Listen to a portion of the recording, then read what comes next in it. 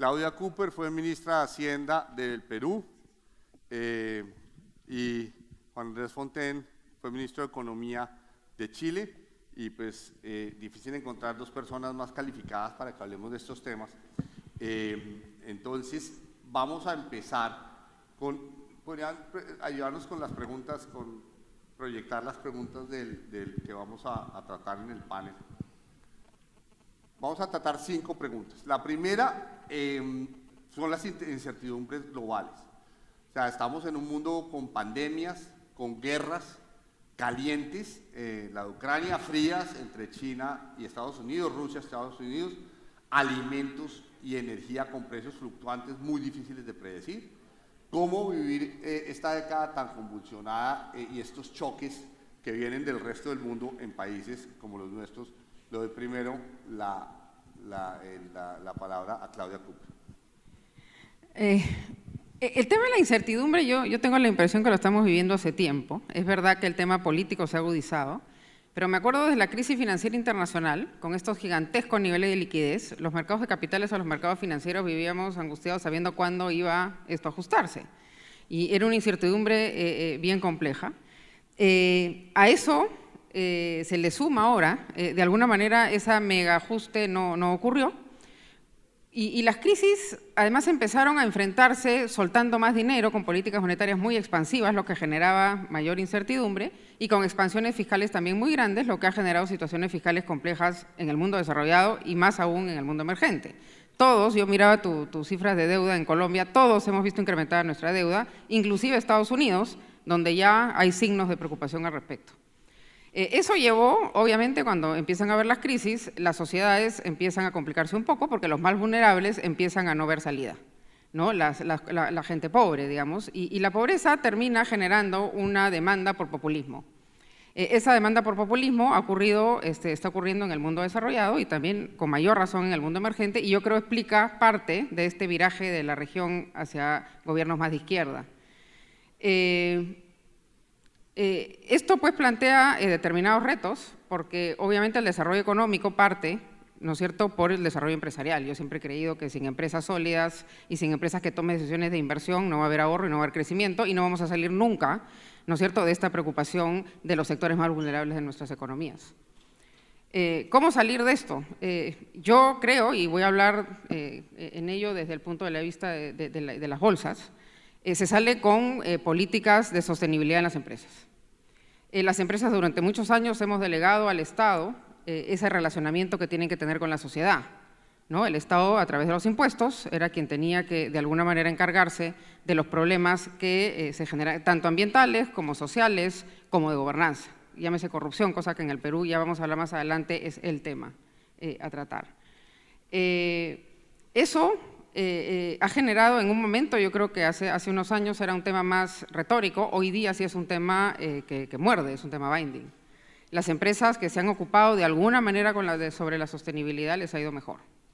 En el Perú hubieron varias empresas en el escándalo Lavajato que estuvieron muy afectadas, ¿no es cierto?, por hechos ligados a la corrupción.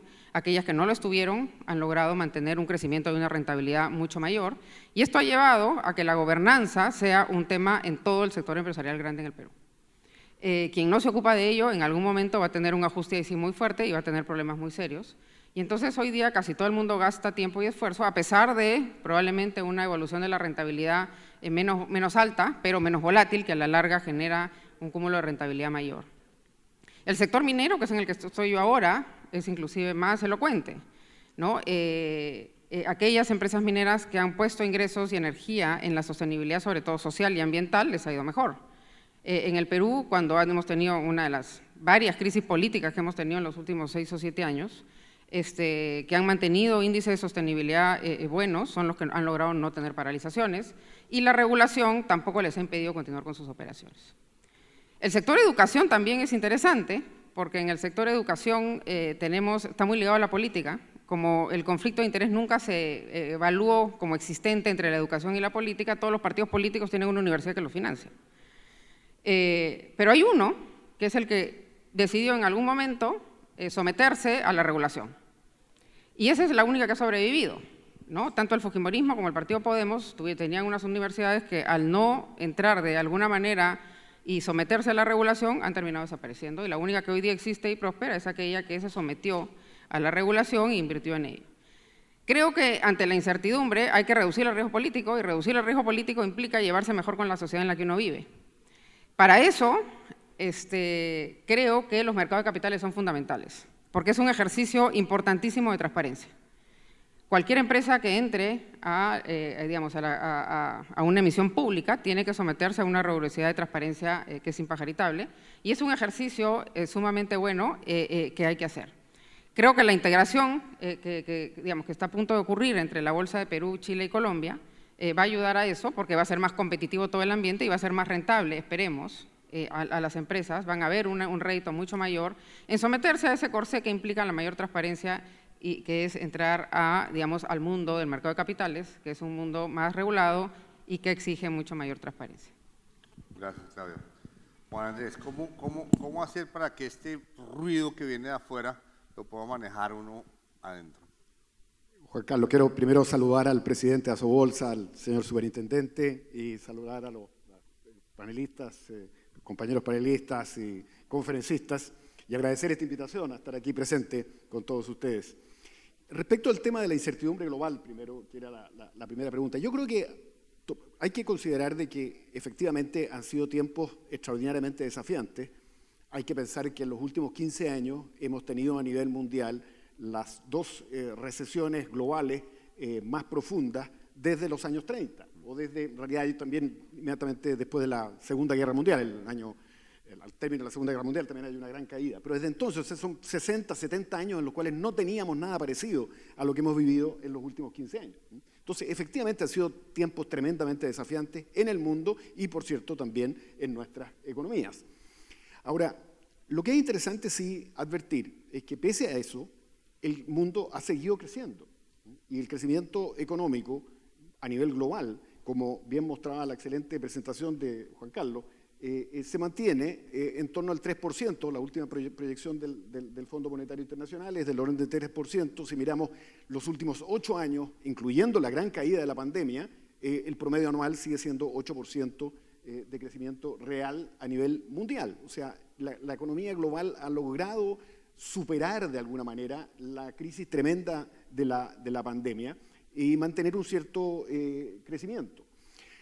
Eso creo yo que habla muy bien de lo que han sido la capacidad de los mercados para de alguna manera reaccionar a estos shocks, también de la tecnología, porque ciertamente de la pandemia salimos gracias a la tecnología médica, digamos la vacuna, y también salimos gracias a la tecnología digital, ¿no? Que permitió que el mundo siguiera funcionando a través de los Zooms y cosas de ese tipo. De otro modo no lo habríamos podido hacer quizás. Y también a la acción fuerte de los gobiernos a través de políticas fiscales y monetarias que reactivaron las economías. Se aprendió de las lecciones de la Gran Depresión, se aplicaron en la gran crisis global y vuelven a aplicarse ahora con la pandemia, y las economías repuntan. Entonces creo yo que yo tengo una visión positiva. Creo que finalmente estamos saliendo adelante de esta fuerte crisis pandémica. Tenemos todavía un problema de inflación pendiente, del cual vamos a conversar seguramente después, pero creo que hay crecimiento. Mencionaba Juan Carlos en su presentación el tema de China, y eso es muy preocupante para todas nuestras economías que son fuertemente dependientes del gran crecimiento de China. Sin embargo, hay que considerar que si bien China está creciendo a la mitad o quizás incluso un poco menos de lo que crecía antes, hoy día pesa en el mundo el doble de lo que pesaba antes. Entonces, para nuestras economías, el hecho que China esté creciendo a la mitad, si efectivamente pesa el doble, es más o menos lo mismo. O sea, para nosotros sigue siendo tremendamente fuerte el mercado chino, para todas nuestras empresas, para exportarles a ellos.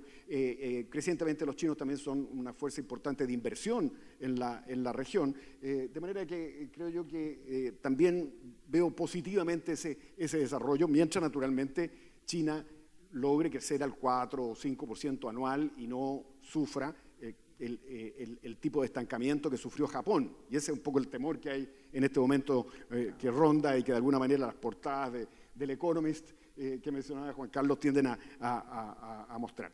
Pero mi mensaje central es que creo que el mundo está saliendo adelante en su crecimiento, ha enfrentado un riesgo inflacionario fuerte, del cual podemos hablar después, pero creo que estamos saliendo adelante y creo que eso nos crea a nosotros en América Latina un buen ambiente también para crecer si hacemos naturalmente las tareas correspondientes.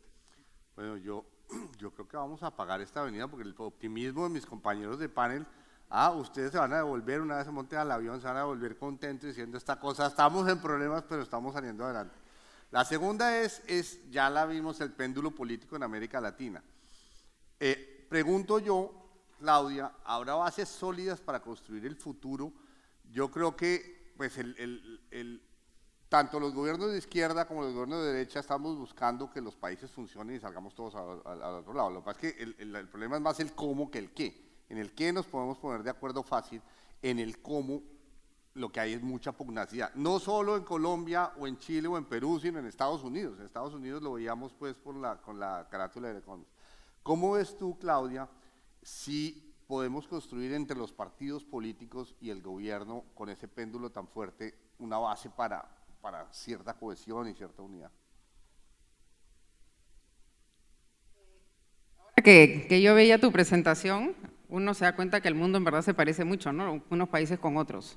América desunida, y yo creo que uno puede hablar de que el Perú también está todo desunido, y por lo que estaba viendo en tu presentación sobre Colombia pasa lo mismo.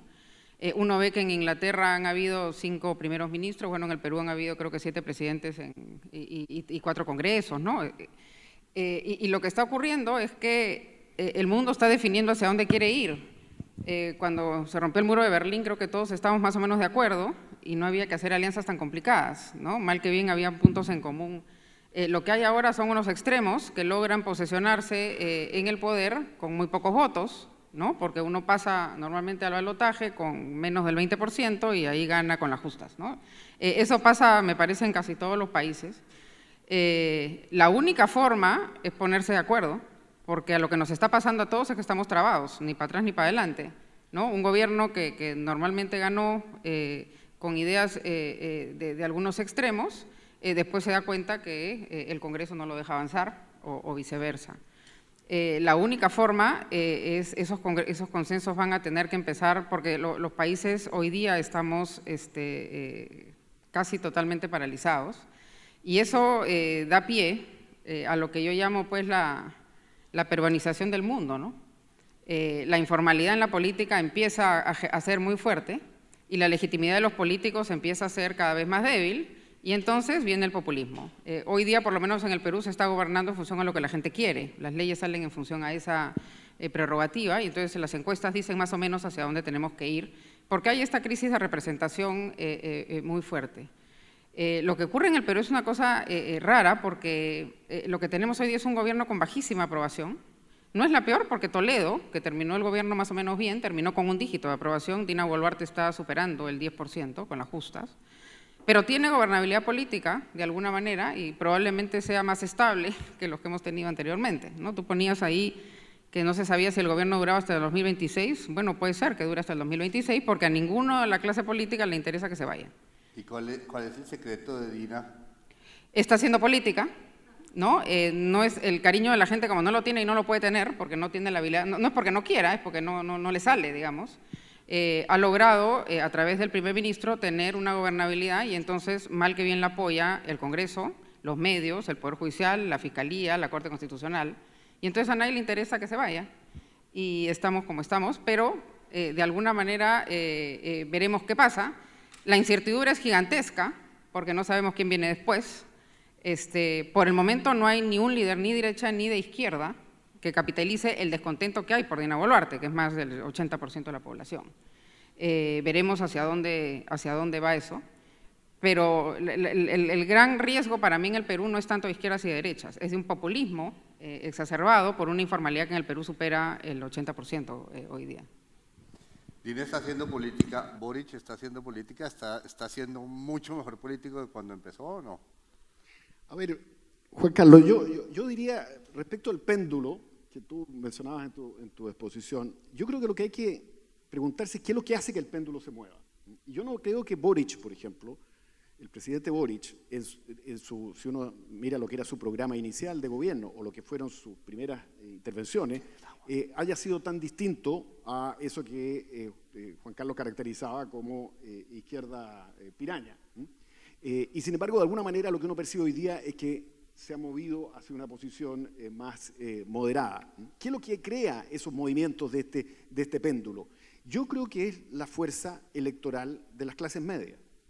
Y las clases medias en Chile, y en eso puedo hablar mucho más de Chile naturalmente que de Perú o de Colombia, la clase media en Chile hoy día es muy poderosa. Las estimaciones hablan del orden de 50% de la población, algunas hablan 55%, por ahí, digamos, de la población alcanza niveles que en las definiciones del Banco Mundial son de clase media. Y 20, 30 años atrás ese porcentaje era como 25%. Entonces, eso ha hecho que el país haya cambiado mucho. Y las clases medias en todas partes del mundo valoran la seguridad, la estabilidad y el progreso.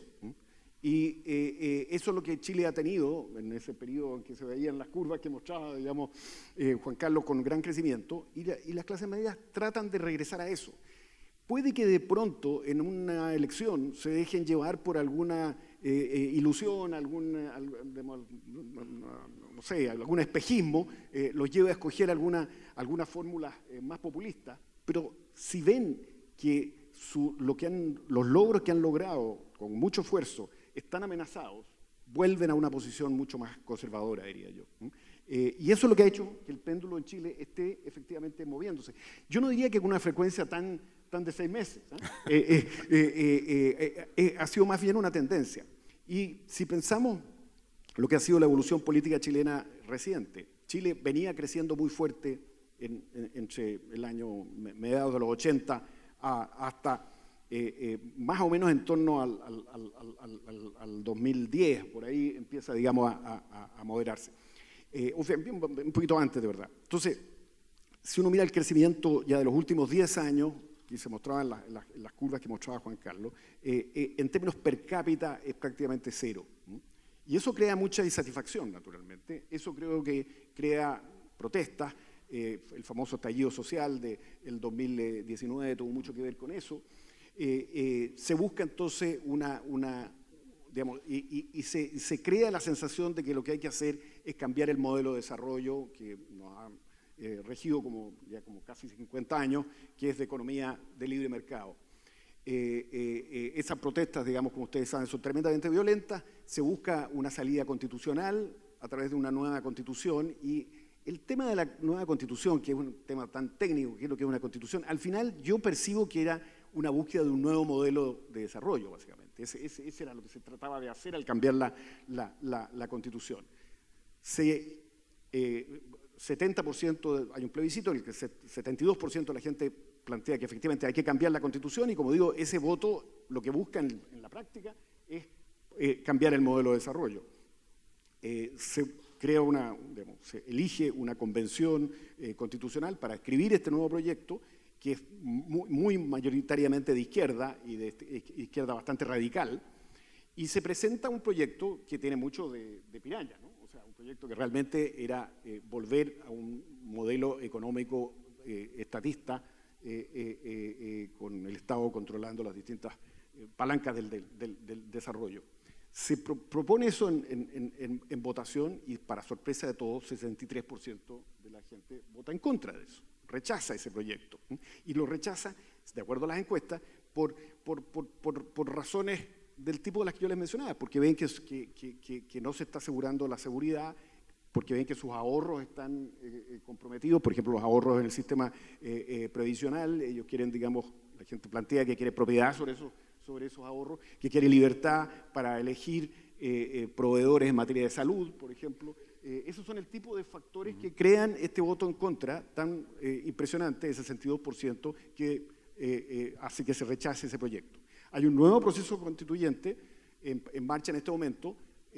Se crea una convención, o sea, una comisión de expertos que plantea un anteproyecto. El anteproyecto ya es conocido, es un anteproyecto que básicamente mantiene los elementos centrales de la actual Constitución, diría yo, o del actual modelo económico. No hay el cambio del modelo que se esperaba.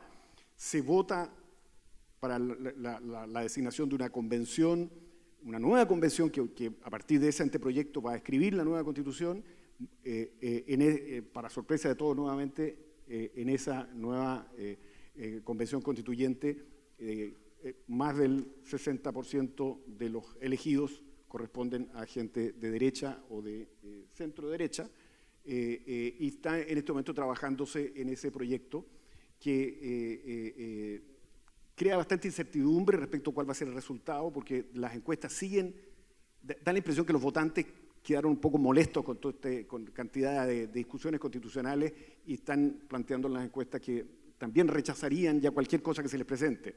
Esa es la incertidumbre que hay en este momento. Ahora, si se rechaza ese proyecto constitucional, se mantiene la constitución vigente, actual, que supuestamente es la que mantiene a este modelo de desarrollo. Toda esta larga historia, ¿a dónde va? Yo tengo la impresión que las clases medias chilenas valoran enormemente el progreso que hemos tenido, un progreso que se traduce en inflación baja y que se traduce en una economía abierta que eleva fuertemente las posibilidades de consumo de las personas y bueno, y naturalmente de crecimiento económico asociado a las exportaciones. Y eso sigue estando fuertemente enraizado, creo yo, en el chileno medio, que es el que finalmente impera en las votaciones. Y creo que este ejemplo, con todas las variantes que se le quedan aplicar, es también aplicable para Colombia, es también aplicable para Perú. Creo que en menor medida, porque nosotros partimos antes con nuestro modelo de desarrollo que Colombia y que Perú, pero también es aplicable, creo yo, en Colombia y Perú, que hay elementos de progreso que las personas valoran y que más allá de las oscilaciones del péndulo, al final creo yo que prima una valoración de lo que es una economía abierta y una economía estable. Y si yo recuerdo lo que yo aprendía, digamos, en la universidad 50 años atrás, ¿cuál era el gran problema que teníamos de su desarrollo en América Latina? Era precisamente la alta inflación, altos déficits fiscales y unas economías cerradas que no permitían crecer. Yo creo que esa lección básicamente se ha aprendido, y eso a mí me hace ser sumamente optimista respecto del futuro, no solamente de Chile, sino que de América Latina. Fíjense, una visión, Dina Boluarte, que no tiene un gran arraigo pues, de popular ni de gobernabilidad, está teniendo gobernabilidad por hacer política. Y la clase media como elemento equilibrador que digamos, lima los extremos de derecha o izquierda, también genera una señal muy fuerte, y tú dices que se traduce también, no solo en Chile, donde es claro, presenta una respuesta bastante contundente a la pregunta. O sea, sí hay bases para construir un futuro estable. Yo pienso que sí, pienso que sí. Ahora, esa estabilidad admite péndulo, naturalmente, admite variaciones, pero si uno mira la línea central, es bastante estable. Muy chévere. Hay que pensar que tenemos en Chile hoy día al presidente Boric, un presidente que viene de la extrema izquierda, que durante el año pasado aplica una política fiscal que reduce en 20% real el gasto público y que nos hace pasar de un déficit fiscal a un leve superávit, y que apoya a un Banco Central autónomo que reduce la cantidad de dinero también en 20%, sube fuertemente las tasas de interés y baja la inflación. Y si ustedes meten el termómetro, digamos, en el debate político, bien, ¿cuál es el grado de crítica que hay frente a estas dos acciones? Yo creo que es mínima, es realmente mínima. A mí no deja de admirarme hasta el día de hoy cómo hemos vivido todos estos fuertes, digamos, duras políticas macroeconómicas para volver a estabilizar la inflación que se había arrancado con un grado tan bajo de crítica. Por ejemplo, el tema de la apertura comercial. Chile era una economía enormemente cerrada, bajó los aranceles, integró los mercados de capitales, en fin. Ese tema tampoco está en debate. Tenemos una economía súper abierta. Uno podría pensar que hubiera políticos populistas que estén planteando subir los aranceles aduaneros para proteger la industria nacional, proteger de las importaciones chinas. Mínimo, realmente mínimo. Desde la extrema derecha hasta la extrema izquierda, mínimo. Entonces, yo veo que hay efectivamente bases sólidas para construir el futuro. Muy bueno. Inflación y recesión, lo planteamos muy claro. Yo digo que los economistas estamos un poco en un signo de interrogación inmenso. ¿Habrá aterrizaje suave o no, Claudia? Los bancos centrales tendrán la nuestra está por encima del 11%, la de ustedes está ya por debajo del 10%, sí. 6%. No hay nada que alinee más a los políticos y a los economistas que la inflación. No hay nada más impopular que la inflación. La gente, las grandes mayorías son las principales afectadas si hay precios. Es un impuesto a la pobreza, la inflación. Entonces, no es políticamente rentable generar inflación. Argentina, después de no sé cuántos años del gobierno de los Kirchner, creo que ahora está en jaque justamente por la inflación. Yo acabo de estar la semana pasada y la gente te dice es insoportable vivir con inflación. Con lo cual ahí se alinean los intereses, ¿no es cierto?, económicos y políticos, porque a nadie le es rentable eso. Dicho esto, yo miraba tus gráficas y la verdad pues que el Perú se saca 20 en la región con respecto a la estabilidad macroeconómica. Yo creo que junto con Chile tenemos el tipo de cambio más estable, los bolivianos ahora compran soles para ahorrar, es una cosa que tenemos tasas de interés bajas, son bastante más bajas que las colombianas. Digamos, tenemos un entorno macroeconómico envidiable. El aterrizaje en lo económico creo que va a ser suave, no vamos a tener ajustes muy grandes en temas ni monetarios ni fiscales porque tenemos una situación sólida. El problema viene al riesgo que deja el aterrizaje que es en lo político, ¿no? Ha empobrecido a mucha gente después del COVID, ¿no? que generó que la gran mayoría de los peruanos vulnerables se sintiera desesperado porque se le moría la gente y se sentían además tratados de forma desigual entre algunos que sí tenían los medios y otros que no. Y a eso suma la inflación, que también afecta a los más pobres, y con lo cual nos generó esta demanda por un populismo que sí es el riesgo en el Perú más fuerte. Estoy plenamente de acuerdo, no está en debate ni la apertura comercial, no está en debate la apertura la prudencia macroeconómica, el rol subsidiario del Estado. En el Perú se debate si vamos a ser populistas o no y si vamos a ser sostenibles en lo competitivo. Pero la preocupación mayor en torno al tema de inflación viene más cómo vamos a aterrizar políticamente frente a una población que hoy día demanda populismo y que no es consciente que el populismo es un préstamo de corto plazo porque la cuenta se va a pagar en cualquier momento, ¿no? Ya después cuando hablamos sobre los modelos de desarrollo, el populismo en el Perú se traduce no tanto en populismo fiscal, ¿no? Es en populismo hacia una mayor informalidad, hacia que hagamos todo lo que nos da la gana. Y ese es el mayor riesgo que tiene el Perú. Entonces, para resumir, el riesgo de un aterrizaje duro en el Perú no lo veo. Creo que partimos de una situación tan sólida, la economía peruana, cuando uno ve la macro, está pues en los primeros puestos a nivel global. Si uno ve el índice de competitividad, nuestro problema es institucional y ese es el que se continúa deteriorando y es el mayor riesgo que la inflación y el COVID nos ha dejado. En el caso de Chile, en cambio, sí, este año va a haber decrecimiento aparentemente según el fondo, no sé los datos. ¿Cómo ves el dilema entre inflación y actividad económica? Mira, respecto al decrecimiento de Chile, la verdad es que si uno compara Chile, Perú, Colombia con cuál es el nivel de Producto Interno Bruto de este año aproximadamente, de acuerdo a las estimaciones más recientes, con respecto al 2019, todos están en torno al 6% arriba. Sí. Que no es nada espectacular, pero considerando la gran caída de la pandemia, es una buena noticia. El hecho, nosotros vamos a crecer, probablemente vamos a decaer un poco en actividad económica este año, porque salimos más rápido de la pandemia que nuestros vecinos, digamos. Sí. Pero en el acumulado desde el 2019 estamos en un resultado muy parecido. Pero yo creo respecto de la inflación, este brote de inflación, yo ahí tengo alguna discrepancia, Juan Carlos, respecto de que no sabemos de dónde viene o cómo. Yo creo que aquí se equivocó el Banco Central de Estados Unidos, el FED. El FED es el que dirige la orquesta. Nosotros simplemente bailamos básicamente al ritmo de la música que nos pone el FED. Y el FED efectivamente aplicó una política monetaria súper expansiva para salir de la pandemia. Era necesario probablemente en una dosis, pero simplemente aplicó una sobredosis. Yo creo que es tan simple como eso lo que pasó. Y no la vio venir y sistemáticamente planteaba de que se trataba de una inflación muy temporal, que era digamos, asociada a la pandemia, a los problemas logísticos de la pandemia, que esa era la razón por la cual había inflación, en circunstancias que estaba expandiendo la cantidad de dinero a la vieja usanza. Y yo que naturalmente tengo un origen monetarista, porque yo soy formado por la Universidad de Chicago, creo mucho en la cantidad de dinero. Pero es de los Chicago Boys. Sí, claro. Y a honor lo tengo. Creo mucho en la capacidad de la expansión monetaria para reactivar la economía cuando están en recesión, pero si a uno se le pasa la mano, para crear mucha inflación. Y eso fue lo que pasó en el mundo, creo yo. Ahora, lo interesante es que la lección se aprendió en algún momento y el FED empezó a subir fuertemente la tasa de interés, bueno, también Banco Central Europeo, y nosotros en América Latina impartimos incluso antes que el FED, particularmente Brasil, que ha bajado ya la inflación al 4%. Brasil, ¿no? O sea, que Brasil le dé una lección de cómo manejar la política antiinflacionaria a Estados Unidos es notable.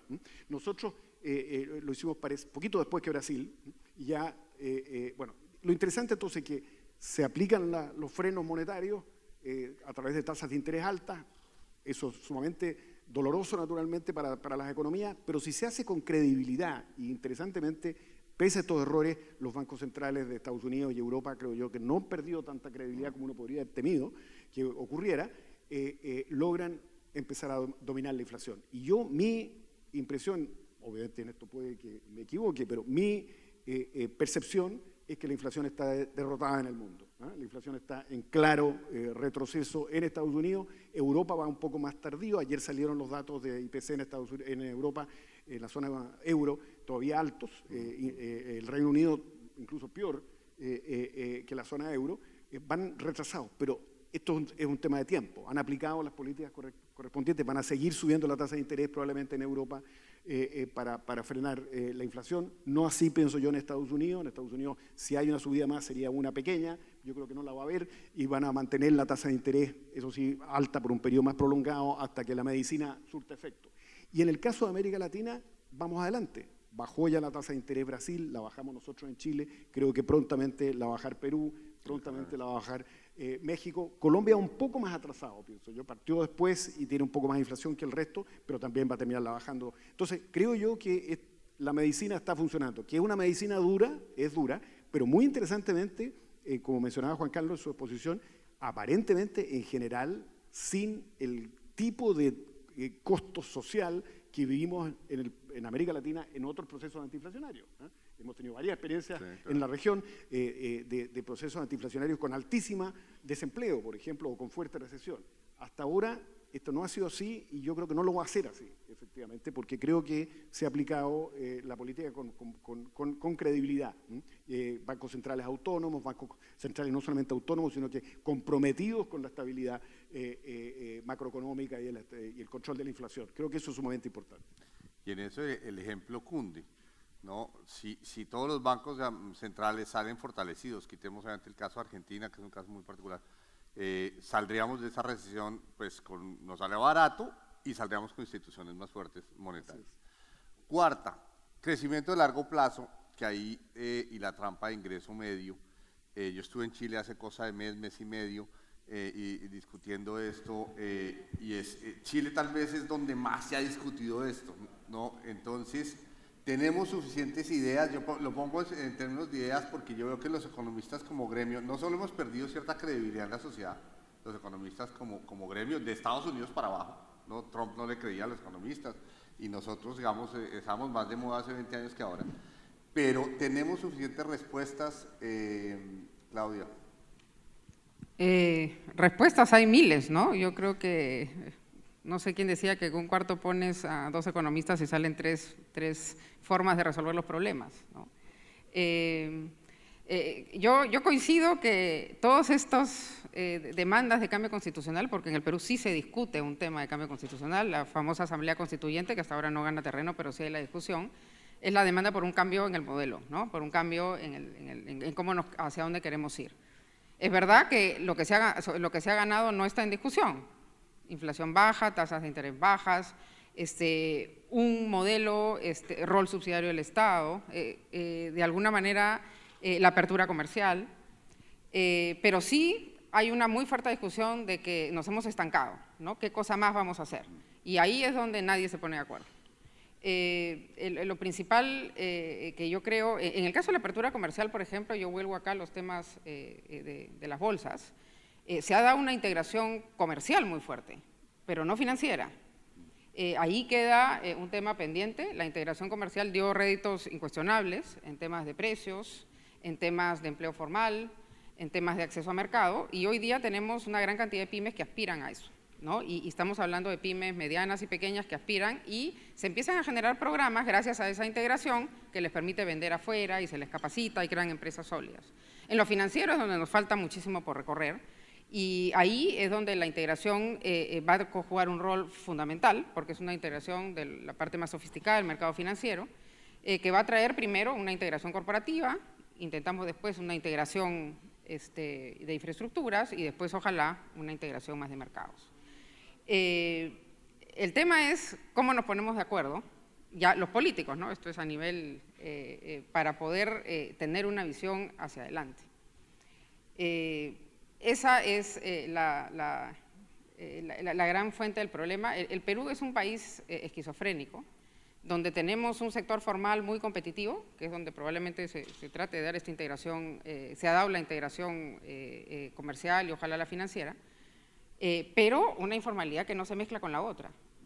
Y esa situación ha dado que tiene, pre-pandemia era 70%, hoy día ya está casi 80%, esa división del Perú ha generado problemas muy profundos. Hoy día, y además a mí me parece perfectamente esperable, ¿no? Ese 80% hoy día está en política y gobierna, que es el 80% de la informalidad. Esa informalidad es problemática porque tiene empresas no competitivas, una opacidad tan grande que se mezcla con las economías ilegales. Y entonces, ¿cómo construimos una visión de desarrollo entre ese sector formal competitivo, ¿no es cierto?, que cada día, como traté de decir anteriormente, tiene que mejorar su relación con la sociedad, y ese Perú mayoritario, ¿no es cierto?, que hoy día tiene poder y aspira a gobernar y aspira a tener una situación mejor para sus intereses. ¿Cómo llegamos a eso? Digamos, esa falta de visión de desarrollo es lo que nos tiene estancados, porque el Perú está dividido, entonces en cada elección está miti-miti la cosa y entonces no se pueden hacer reformas de ningún lado. Cuando uno ve las discusiones del Perú formal, es decir, la izquierda y la derecha, parecen dos calvos peleándose por un peine, ¿no? Porque en realidad estamos discutiendo sobre el 20% de la economía y no estamos discutiendo el problema real del Perú, que es un Perú enorme que no quiere tener ataduras de ningún tipo, en ningún tipo de regla, en ningún tipo de cohesión social, y es profundamente individualista, ¿no? Yo ahora que trabajo mucho en provincia, es profundamente individualista, no les importa el bien común, no nos importa a los peruanos el bien común. Entonces, ¿cómo empezamos a armar una visión de país hacia adelante? Ese es el reto de los políticos, porque no hay forma de hacerlo sin la política, ¿no? El Perú vivió desconectado, decíamos pues que la economía y la política venían por cuerdas separadas. Bueno, ya no, ¿no? Desde el 2016 se ha probado que una tiene que venir con la otra. Y creo que la construcción, estamos entre dos fuerzas, en algún momento llegaremos a algún consenso para ello, porque como dije, en el Perú está mandando la población, mandan un poco las encuestas, en algún momento llegaremos a que los políticos definirán ponerse de acuerdo en algo común que nos permita tomar decisiones de largo plazo, porque hoy día todo no se sabe, esta estabilidad de Dina Boluarte genera la enorme inseguridad y hacia dónde vamos después de ella, ¿no? Ese es un poco el reto, sin una mínima agenda común lo veo muy complicado. Bueno, el superintendente mostraba unas cifras que yo siempre me han dolido mucho. Cuando yo entré al Banco de la República hace 40 años, la profundización financiera de Colombia era el 25%, lo mostró el super. Y hoy es el 50%, ¿no es cierto? Y yo voy a Chile, justamente, y por supuesto la asiática es 200 o 250%, ¿no es cierto? Pero Colombia en esta década debía duplicar la profundización, pasar de 50 al 100, o al 70 o al 80. Y hemos sido 40 años para pasar del 25 al 50, ¿no es cierto? Chile tiene una profundización mucho mayor del sistema financiero. Por supuesto quiero que hable sobre Trump, que es un medio, y sobre las ideas del futuro, pero también me gustaría, ¿qué podemos aprender nosotros de esa profundización financiera que hizo Chile, que es mucho más rápida? Bueno, yo creo que la profundización financiera efectivamente es una de las llaves para acelerar el crecimiento de largo plazo. Eso de todas maneras, y comparto plenamente lo que decía Claudia respecto que es parte de la apertura, además. Una economía abierta en lo financiero trae mucho más posibilidades de crecimiento económico.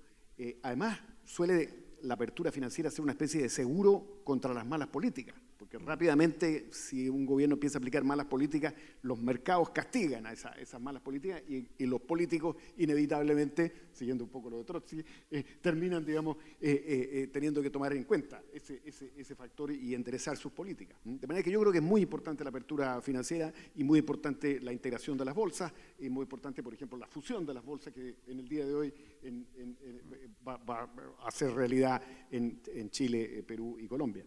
Ahora, nosotros efectivamente avanzamos muy fuertemente en eso, pero yo creo que la receta es conocida. O sea, lo que hay que hacer es bajar fuertemente las regulaciones que burocratizan los permisos, la creación, digamos, de toda la que es la tramitación del mundo financiero, y simultáneamente protegen al consumidor de productos financieros y protegen la solvencia de las entidades para que todas las entidades financieras al final dependen de la fe pública, digamos, y en consecuencia hay una regulación de prevención de problemas que hay que aplicar ahí. Ese es básicamente la receta, y obviamente entonces en un régimen de libertad. Ahora, yo creo que tomando el tema del crecimiento de largo plazo, yo creo que esa es la gran pregunta. Yo pienso que nosotros en América Latina hemos estamos construyendo bastante bien lo que son los cimientos del crecimiento, digamos, como hablaba respecto de la estabilidad macroeconómica y lo que es la apertura, que son, creo, los cimientos, pero sobre esos cimientos hay que construir probablemente las bases, digamos, las condiciones del crecimiento económico. Y eso exige tener un mercado de capitales desarrollado, y el tipo de desafíos que planteaba el superintendente, por ejemplo, lo comparto plenamente para Colombia, y es un poco lo que hemos hecho nosotros en Chile. Tenemos que tener mucho mejor mercado laboral. El grado de informalidad que tenemos en todos nuestros países, en Chile es como del orden de 30%, acá tipo 50%, son grados de informalidad que ciertamente son fuente de pobreza, y eso tiene mucho que ver con el modo de operar del mercado laboral. Tenemos que tener un sistema estatal mucho menos burocrático. La permisología, como llamamos en Chile, no sé si acá, es agobiante, y hace que los proyectos de inversión se empantanen en distintas instancias, sacrificando puntos de crecimiento económico, empleos, etcétera, y eso es lo que nos entrampa. Yo cuando fui ministro de Economía eché a andar una agenda que se llamó de impulso competitivo, trabajando en este tema de los permisos en distintos sectores. Debo reconocer que si bien la iniciativa fue muy aplaudida por todos los involucrados, en la práctica se avanzó re poco, ¿no? Porque se estancó, digamos, en la... ¿Y qué no te dejó avanzar más? ¿Perdón? ¿Por qué no avanzaste más? Porque yo creo que detrás de cada una de estas restricciones que genera burocracia, al final hay intereses digamos, empresariales, políticos, gremiales, sindicales, etcétera.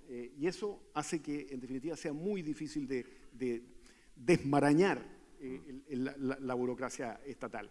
Lo interesante es que esta agenda yo la eché a andar el 2010. Después había otras agendas. Ahora el presidente Boric, viniendo del otro lado del espectro político, está también él asumiendo una agenda que es enteramente, el otro día me juntaba con el ministro de Economía, es muy parecido a lo que yo traté de hacer. Y nuevamente, ojalá le vaya bien. En una de estas, un presidente de izquierda le es más fácil enfrentar alguno de estos desafíos. Puede ser, no sé. Pero creo que ahí hay un tema muy importante. Y obviamente que eso, esa maraña burocrática, detiene la inversión, detiene la creación de empleo, nos impide entonces el despegue. Y mientras tanto, eso empieza a generar la impaciencia por resolver las demandas sociales. Esa impaciencia es la que yo creo que nos mete en la trampa de los ingresos medios, porque la trampa de los ingresos medios tiene que ver con la falta de ahorro al final. Es la impaciencia por resolver los problemas pendientes que en definitiva significan más gasto, más consumo presente, a costa del ahorro y de la inversión. Eso es lo que nos mete en la trampa. El ideal es lograr una situación en la cual hay un crecimiento económico suficiente para ir de a poco resolviendo las demandas sociales, pero que quede también un espacio para más ahorro y más inversión. Ese es el círculo virtuoso en el cual nosotros creo yo que vivimos como 20 años de los últimos 30, pero los últimos 10 nos hemos acercado bastante más a la trampa, porque ahí se nos arrancó el consumo, se nos bajó el ahorro, la impaciencia por resolver las demandas sociales rápido, nos llevó a subir fuertemente los impuestos. Es necesario muchas veces subir los impuestos para gastos sociales necesarios, pero siempre es más fácil para un político ponerle más impuestos a las empresas que a las personas. Y al ponerle impuestos a las empresas se frena la inversión, es lo que hemos hecho nosotros. El Estado de Bienestar Social europeo, por ejemplo, se construye progresivamente en el tiempo, pero básicamente subiendo los impuestos a las personas. Son las personas las que parte importante. El contrato social allá de alguna manera es pague usted impuestos, señor votante o de clase media, pague usted impuestos y el Estado le va a dar beneficios. Ese no es la oferta que típicamente hacen nuestros políticos, sino que es le ofrecen beneficios a los votantes, y quién va a pagar no le dicen al votante que va a pagar, sino que va a pagar la empresa, va a pagar el empresario, el inversionista extranjero, de recursos minerales o energéticos, en fin, esa historia. Eso creo yo que es lo que crea la trampa y es lo que tenemos que evitar. Yo pienso que ese es nuestro gran riesgo en América Latina. Si mantenemos los cimientos del desarrollo y no logramos este círculo virtuoso, creo que nuestro destino se parece un poco más a México, que son economías abiertas, relativamente estables, pero que crece poco. Creo que ese escenario es mejor que el que hemos tenido habitualmente en América Latina, que es, digamos, la inestabilidad. Pero obviamente el ideal es tener estabilidad y crecimiento, y para eso es necesario crear ese círculo virtuoso. Por último, el tema social. Pregunta, hemos aprendido a redistribuir y la mayoría, y sobre todo los jóvenes, exigen y me dicen que no, que solo los de arriba se benefician con el crecimiento, ¿no? Y sí, cada punto porcentual que uno crece, a los de arriba les va mucho mejor que a los de abajo. Tú mismo lo has dicho con el tema de informalidad en Perú y la informalidad en Colombia, y bueno, el COVID se ha disparado. En Colombia tenemos 17 millones de personas, 5 millones de mujeres que no entran al mercado laboral ni siquiera, están en la economía del cuidado, y 12 millones de personas en informalidad pues, abierta. Entonces, ¿cómo hacemos para esa redistribución y si nos va a quedar grande o no, Claudia? Bueno, primero entender qué es redistribuir, ¿no? Hay una redistribución a través del Estado, con más impuestos, ¿no? A través de transferencias, y la otra es la que está ocurriendo en el Perú, ¿no? Que es un sector empresarial peruano que de alguna manera es inmenso y lleno de empresas muy pequeñitas. En el Perú el empleo principal es a través de la microempresa, es decir, empresas de menos de 5 trabajadores. Y entonces no hay demanda necesaria por transferencias desde el Estado. O sea, se han dado y uno no ve a la población demandando bonos o subsidios. Lo que hay es demanda por contratos empresariales y eso se ha vuelto tremendamente masivo. Cuando yo estaba en el gobierno me acuerdo que vi una encuesta que lo que básicamente se decía: ¿y usted se siente mejor que en los últimos 15 años? Sí, me siento mucho mejor. ¿Y eso a quién se lo debe? ¿Al Estado? No, al Estado no, es a mi propia mérito, digamos. Y es un Perú absolutamente emprendedor que siente que tiene que autogenerar su propio destino y su propio progreso. El problema de eso es que es tremendamente individualista y, claro, no hay preocupación por el bien común. Y lo que estamos viendo en el Perú es, nos estamos arranchando este tema de los contratos, nos estamos arranchando el país, ¿no? Inclusive el cambio constitucional es: yo quiero tener una empresa estatal de petróleo para poder contratar con ella. No necesariamente es porque quiero menores tarifas o porque quiero se necesita, las empresas mineras tienen su principal demanda en contratos en empresas locales, todas chiquitas. Y el tema ahí es, digamos, la demanda es tan cortoplacista como la del subsidio, es decir, yo no puedo subsidiar un contrato que no se merece una empresa, digamos, porque el día en que no esté la minera al costado nadie más lo va a contratar. Entonces, estamos aprendiendo a redistribuir, no, la redistribución se nos está imponiendo a través de la política, yo creo. Y la idea es empezar a ver cómo, digamos, sacamos de eso la mejor redistribución posible. Pero lo que estamos viendo hoy día es esa demanda, por lo menos en nuestro país, ¿no? El empleo, cuando uno tiene empresas, además hemos creado regímenes tributarios que favorecen eso, es decir, si tú eres una empresa de una persona, tienes un impuesto que es un monotributo y con lo cual la regulación es bajísima. Esa manera de operar en el Perú ha generado demasiada corrupción, porque en realidad como yo quiero contratos, entonces yo me relaciono con el Estado, me relaciono con las empresas grandes a través de una prebenda. En el Perú se venden contratos, ¿no? Si tú consigues el contrato con la empresa grande, yo te pago, o si consigues un contrato con el Estado, yo te pago. Y eso tiene parada la obra pública. Yo veía tus cifras de obra pública y los rezagos en ejecución, mucho tiene que ver con eso. Eso trae permisología porque el Estado se defiende frente a esa corrupción y crea mucho más regulación. Entonces, estamos aprendiendo a redistribuir, no sé, pero que se está dando, se está dando. ¿Cómo está el tema redistributivo en Chile?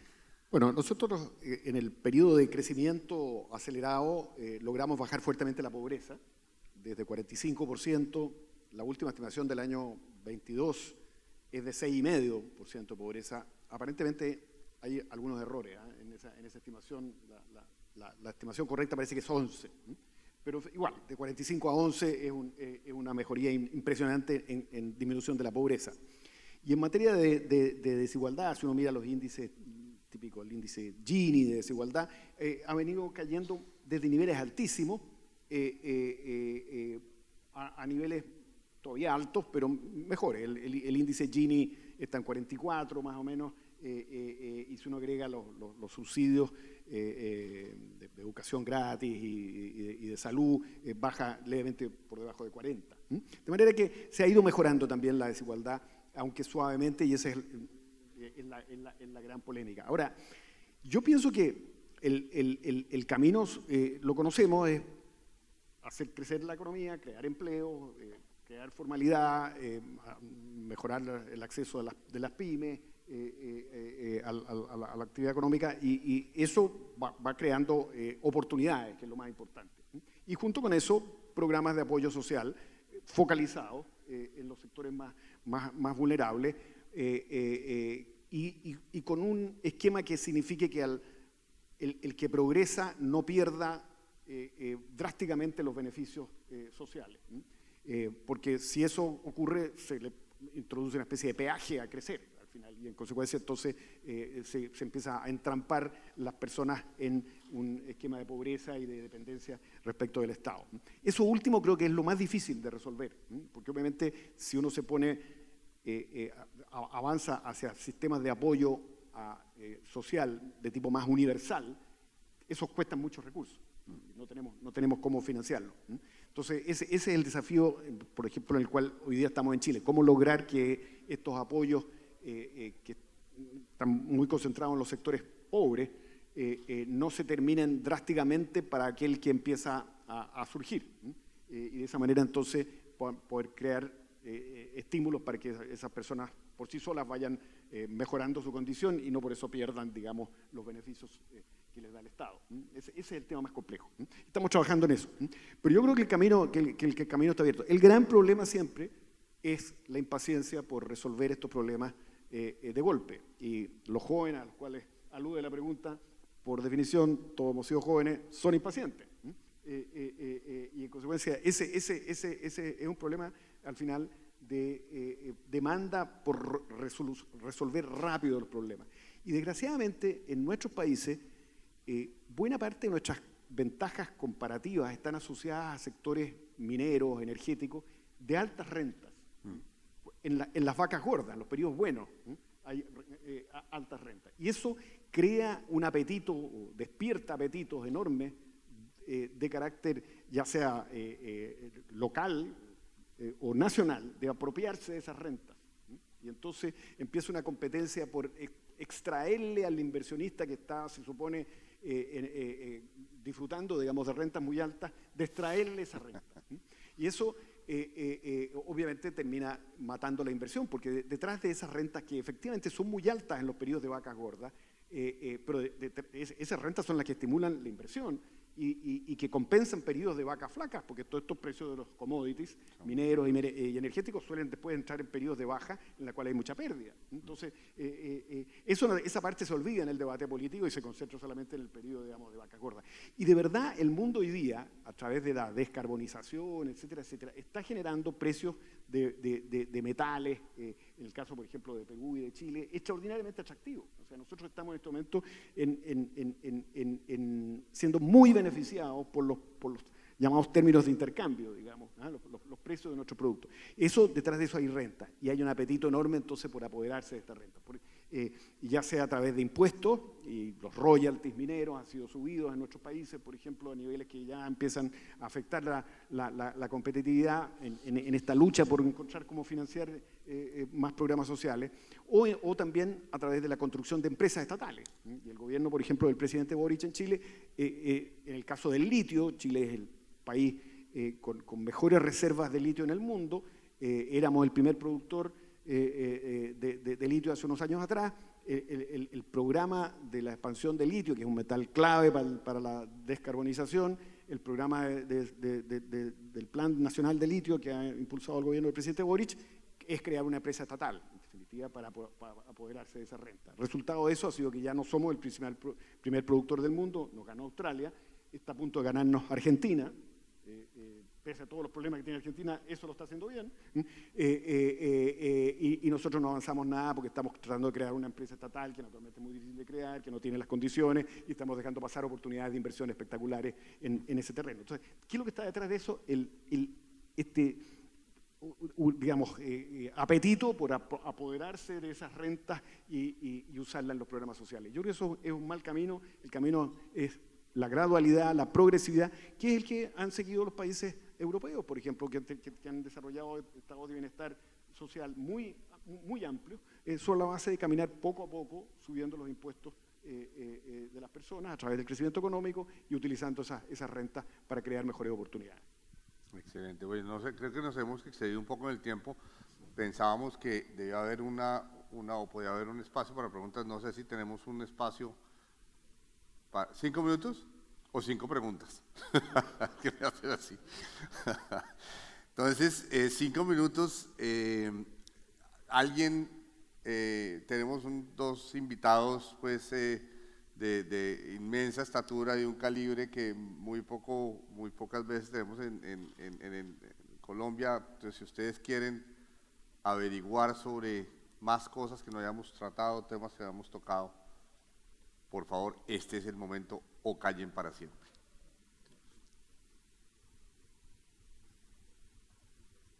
¿También? ¿Hemos agotado el tema? Bueno, yo creo que hemos sido muy optimistas en cómo vemos el mundo, la política, la inflación, la credibilidad.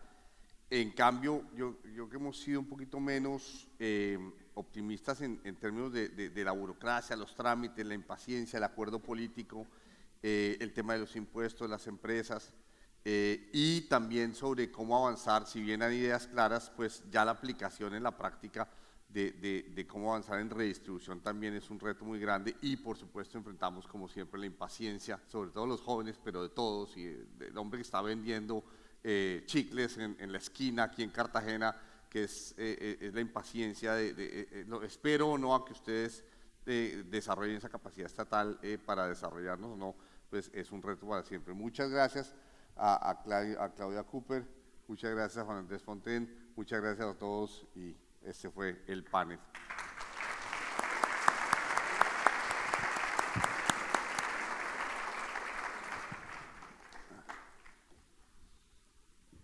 Bueno, yo creo que...